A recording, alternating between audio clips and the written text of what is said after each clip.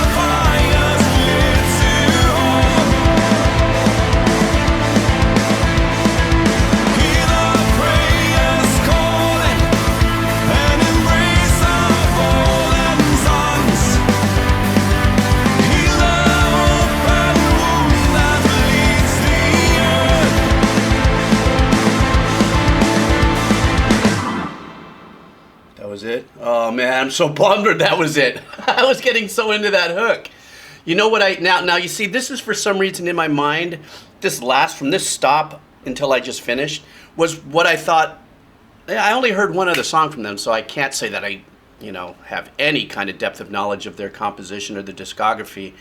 But I thought it was a little more of this nature. That's why that really hardcore heavy riff opening caught me off guard, which sounded great. It sounded just, what I loved about it is that the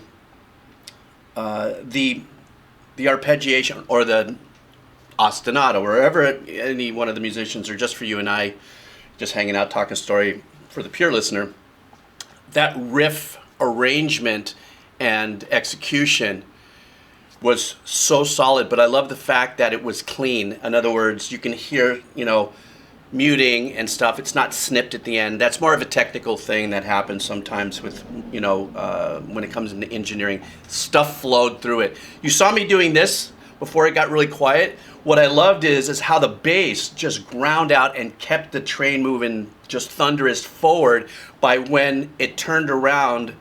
The little musical section turned around from a riff that they were singing, slight little turnaround, and the guitars held out the power chords. The bass was, the Michael Anthony style kind of vibe of bass playing. And also, before I go in, guys, bass players, if you're hanging out here, I would really love to know how that really bitey string sound is made, if they're using picks or really picking or fingering really hard, so that there's bounce off of the bottom, but that gritty, visceral kind of bass sound, I don't know how to accomplish that. I only have a bass and a plug-in, but, and so anyhow, so now let's just go to this last section. What I love about everything I just heard is that they took this progression, this really nice chord progression that started off with kind of a layered, muted kind of organ keyboard sound, that